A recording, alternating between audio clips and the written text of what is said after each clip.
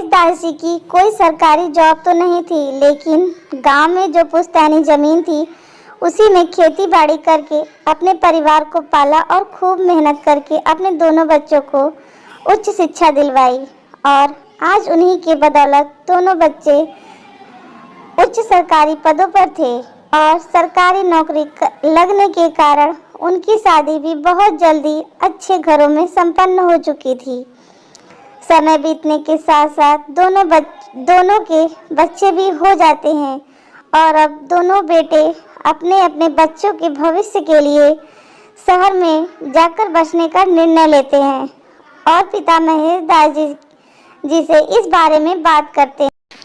वह भी दोनों के निर्णय से सहमत हो जाते हैं, लेकिन वो खुद शहर जाकर रहने से यह कहकर मना कर देते हैं कि हमें कहाँ शहर का वातावरण रास आएगा, हम तो गांव में ही ठीक हैं। दोनों बेटे पिताजी के फैसले पर सहमत हो जाते हैं और उनको हर महीने खर्चा भेजने की बात कहकर अपने परिवार के साथ शहर में बस जाते हैं।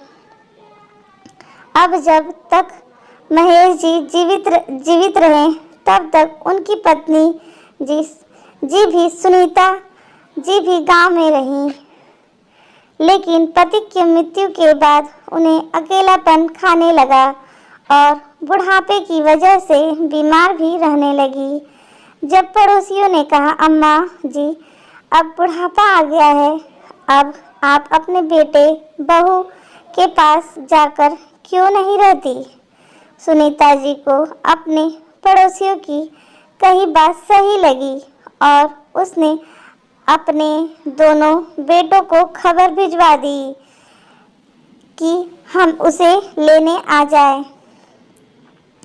तो उनका बड़ा बेटा विजय उनको शहर ले गया और आदर भाव से अपनी माँ की सेवा करने लगा। लेकिन विजय की पत्नी किरण को अपनी सास का यहाँ आना बिल्कुल पसंद नहीं आया, क्योंकि अब उसकी आज़ादी में खलल जो पड़ने लगी थी और उनकी सेवा करनी पड़ रही थी। उन्हें समय पर दवाइयाँ देना, डॉक्टर को भी दिखाना। सुनीता जी की इच्छा होती कि उनकी बहू थोड़ी देर उनके पास बैठे, उनसे बातें करे, लेकिन अब तो आए दिन किरण अपनी सास को लेकर विजय से झगड़ा करने लगी। विजय उसको खूब समझाता कि कल कि तुम्हारी भी बहू आएगी, माँ के जैसा तुम्हारा भी बुढ़ापा आएगा, तब तुम्हारा क्या होगा। लेकिन किरण उनकी एक बात भी न सुनती और एक दिन किरण ने साफ साफ कह दिया कि आप दो भाई हो तो माँ की जिम्मेदारी हम अकेले क्यों उठाएं। अब से माँ जी 6 महीने हमारे पास और 6 महीने छोटे बेटे के पास रहेंगी। अब विजय बेचारा क्या करता। अब दोनों भाइयों की आपसी सहमति से ऐसा ही हुआ। अब बेचारी सुनीता जी 6 महीने बड़े बेटे बहू और 6 महीने छोटे बेटे और बहू के पास रहने लगी।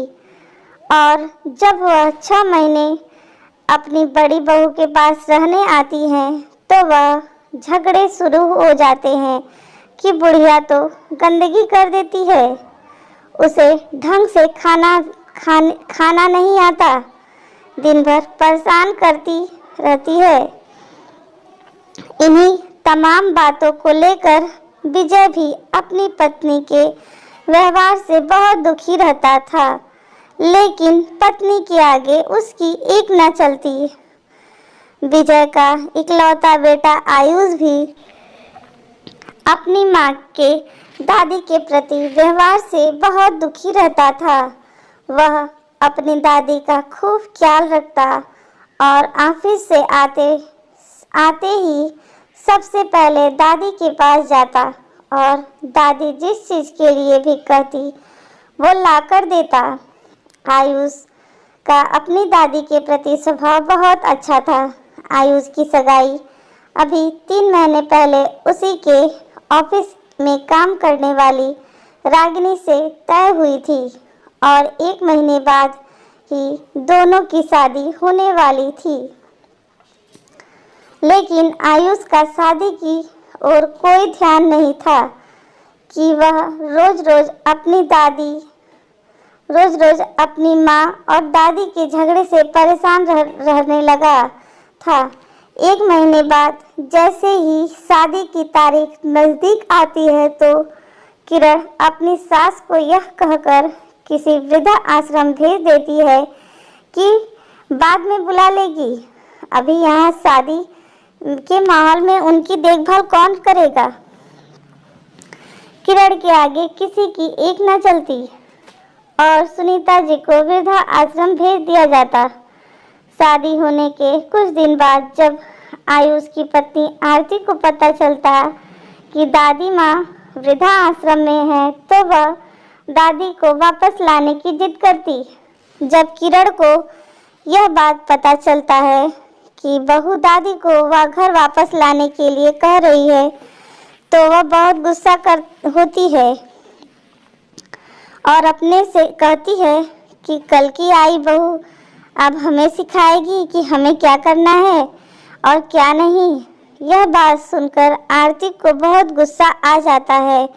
वह अपनी सास से कहती है, माँ जी आपकी सास के तो 2 बेटे हैं, इसलिए 6 महीने इधर और 6 महीने दूसरे बेटे के पास रहती है और आखिर आपने उनको वृद्धा आश्रम भेज दिया।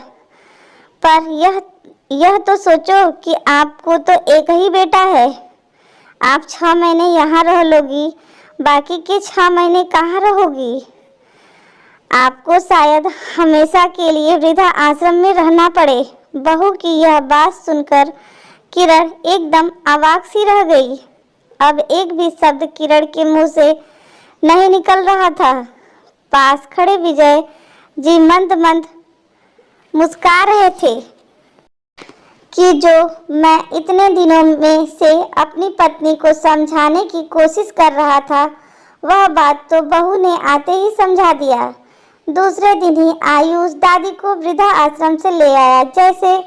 दादी जैसे ही गाड़ी से नीचे उतरी तो किरण दादी के पास जाकर रोने लगी और अपने किए की माफ़ी मांगने लगी।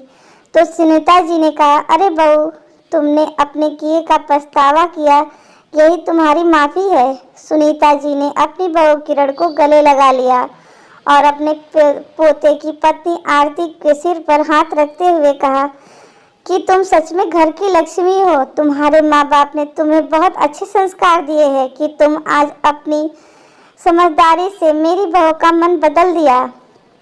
और यह कहकर सुनीता जी आरती को गले लगा लिया। तभी आयुष हंसते हुए कहा, अरे दादी आप तो मुझे भूल ही गई। तो सुनीता जी कहती हैं, आजा तू भी आजा, तू तो मेरा लाडला बेटा है। दूर खड़े विजय जी की आंखों में खुशी के आंसू आ जाते हैं और मन ही मन सोचते हैं कि बहू की समझदारी से आज हम सब साथ हैं और साथ ही साथ भगवान का शुक्रिया कर रहे थे। समझदारी जीवन की सच्चाई को दर्शाती है कि हमें जो भी कर्म करते हैं ईश्वर हमें वही वापस दुगना कर लौटा देता है। घर के एक सदस्य की समझदारी से पूरा परिवार खुशहाल हो सकता है। अगर हम अपने बच्चों से अपेक्षा करते हैं कि वे बुढ़ापे में हमारी सेवा करें तो हमें भी अपने माँ बाप की अपेक्षाओं को पूरा करना चाहिए। तो दोस्तों आज की कहानी आपको कैसी लगी? कहानी पसंद आया तो वीडियो को लाइक और शेयर करें। चैनल पे हमारे नए हैं तो आप हमारे चैनल को सब्सक्राइब भी कर सकते हैं। आपकी इस कहानी पे क्या राय है हमें कमेंट बॉक्स में ज़रूर कमेंट करें।